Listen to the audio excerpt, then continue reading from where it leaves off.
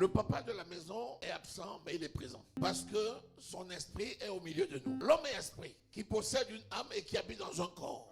Le corps matériel est temporaire. Il est là de temps en temps. Et même à un moment donné, il peut ne même pas être là. Mais il est toujours présent. Il y a des opportunités dans la vie qu'il ne faut pas louper. Large est la voie qui mène en enfer. Mais étroit et resserré est la voie qui mène au paradis. Très peu de gens l'empruntent. Que personne ne te trompe. Très peu de gens seront sauvés. Nous aimerions voir tout le monde sauvé. Mais la parole de Dieu est formelle. Peu de gens seront sauvés. Mais toi, fais tout pour être du nombre de ceux-là. Je veux que tu vois le Seigneur Jésus à l'œuvre dans ta vie. Tu as rendez-vous avec le Seigneur. Pas avec un homme, pas avec un apôtre, pas avec un prophète, mais avec le Seigneur lui-même. Mon souhait et ma prière pour toi ce matin, c'est qu'aujourd'hui, tu sors avec l'assurance complète et totale de ton salut. Bien-aimé, l'enlèvement du Seigneur se fait chaque jour, contrairement à ce que les gens pensent. Un jour, l'enlèvement se fera, oui. Un jour, le Seigneur viendra. C'est écrit. Il y a l'enlèvement des vivants et il y a l'enlèvement des gens qui meurent. Quelqu'un qui meurt physiquement sur la terre, c'est son enlèvement. Quelqu'un qui ne meurt pas physiquement et qui vit sur la terre peut chaque jour aller au ciel et venir comme bon lui semble. Un jour, la trompette sonnera et Jésus viendra enlever son peuple là. C'est vrai. Mais aujourd'hui, l'enlèvement est quotidien. Je me couche, je m'endors et pendant mon sommeil, je m'en vais dans les règnes et les dimensions avec l'Éternel mon Dieu. C'est là-bas qu'il me donne les instructions. C'est là-bas qu'il met le sceau à mon emploi de temps du lendemain. Les choses que les yeux n'avaient pas encore vues, tes yeux peuvent voir. C'est quoi un rêve? C'est quoi un songe? Le songe, c'est une activité spirituelle réelle. Quand tu songes, tu es réellement dans le règne du spirituel et dans les dimensions. Entre le troisième ciel et ton cœur, il n'y a pas de distance. Le royaume des cieux est établi dans ton cœur. Donc Dieu est avec toi. Et donc le voyage entre la terre et le troisième ciel est très court. Un instant, tu es parti. Si déjà je peux t'envoyer par ta pensée dans ton village, si mentalement c'est possible, qu'en est-il du ciel qui est venu habiter en toi? Personne n'est plus proche de toi que ton Dieu. La parole de Dieu est près de toi, dans ta bouche et dans ton cœur. Le premier point, c'est quoi? La nouvelle naissance. Toute aventure humaine commence par un commencement. Si quelqu'un n'est pas né de nouveau, il ne peut hériter du royaume de Dieu. Le commencement, c'est bien, mais la fin est mieux. Quand on commence avec l'assurance de son salut, celui qui est l'auteur de ce salut est là pour nous amener à la fin. Si le Seigneur s'est révélé à toi, le même Seigneur a la capacité de nous maintenir jusqu'à la fin. Dieu est fidèle. Ce qu'il a commencé, il peut le rendre parfait. Parce qu'il nous a donné la capacité de le faire. Le salut, c'est toi qui as le devoir de le conserver. Obtenir quelque chose par la grâce. C'est pour ça que le Seigneur est venu. Parce que si on était laissé à nous-mêmes, on serait foutu. Mais bien aimé, la grâce ne suffit pas. Et note ça et entoure ça.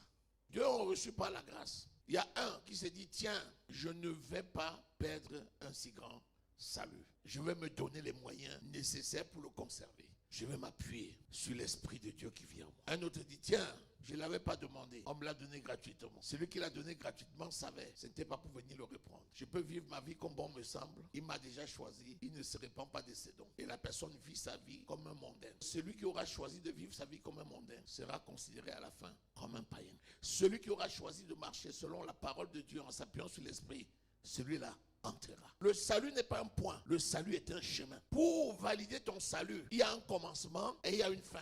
Ce qui est piégeux pour que tu l'évites et que tu revêts surtout la responsabilité. Il y a un chemin pour le salut. Maintenant, on va où? Au ciel. L'homme esprit est créé avant que Dieu, par un deuxième temps, ne le forme la poussière de la terre. L'esprit est d'abord créé par Dieu, c'est un Dieu, dont l'homme esprit est un Dieu. C'est pour ça que dans le psaume 82, verset 6, il dit, n'est-il pas écrit, vous êtes des dieux? Parce que quand Dieu crée l'homme au départ, l'homme est un esprit. C'est l'esprit de l'homme, Dieu.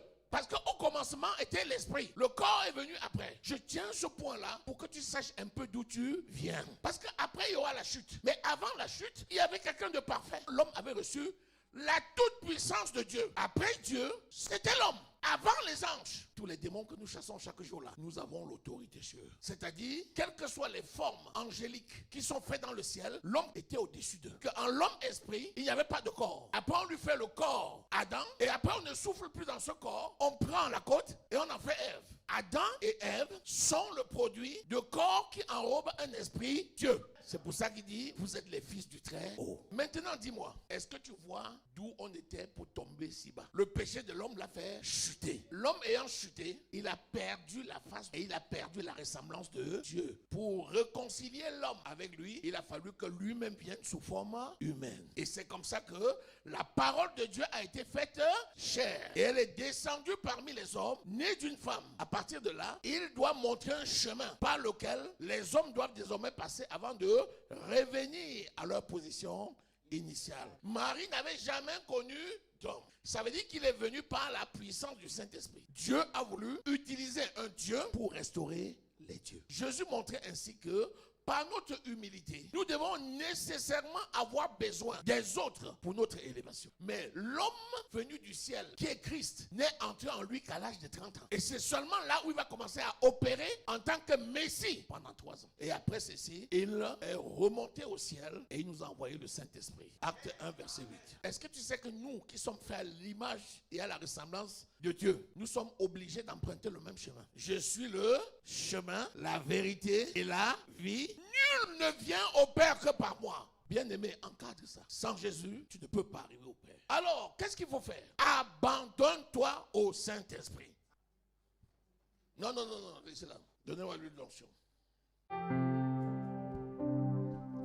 Nom de Jésus-Christ.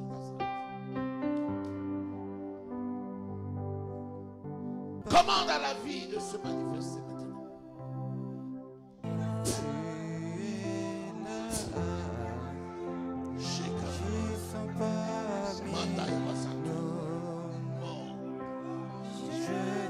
Ciao, au nom de Jésus-Christ. Ciao, au nom de Jésus-Christ. Que ton onction descende sur nous. Que ton onction descende sur nous. Que ton onction descende sur nous. Que ton onction descende sur nous. Que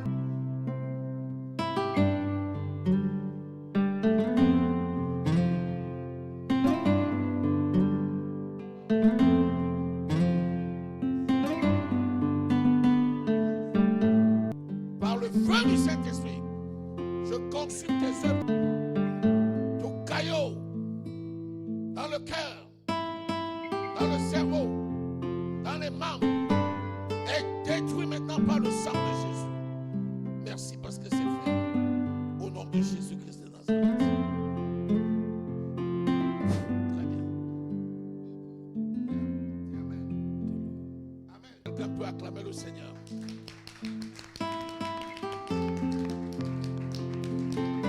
Élève la voix maintenant et adore l'Éternel ton Dieu. Dis-lui merci pour ses œuvres glorieuses. j'entre par le sang de l'agneau. J'entre pour t'adorer.